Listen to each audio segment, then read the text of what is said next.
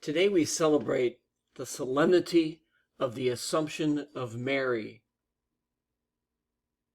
The Assumption of Mary tells us just how important Mary is to salvation history.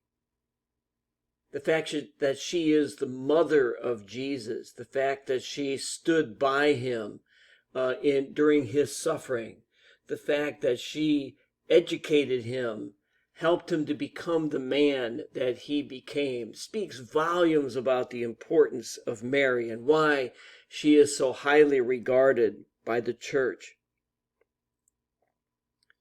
At the same time, I want to read today's gospel and then put it into perspective.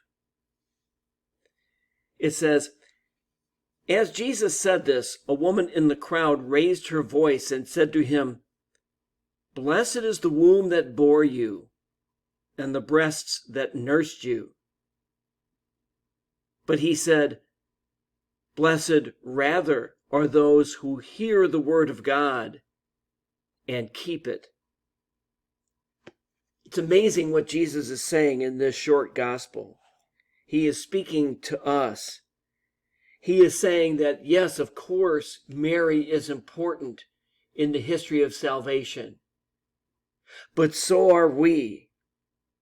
We are important in the history of salvation.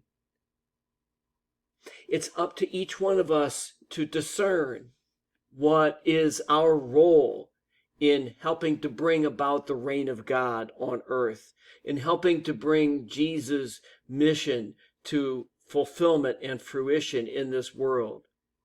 In other words, it's up to us to determine what our importance is, the role that only we as individuals can play in helping to make the reign of God a complete reality on this earth. And so, as important as Mary is in the history of salvation, so important that she is in faith assumed into heaven, how important Jesus is saying is our role in the history of salvation.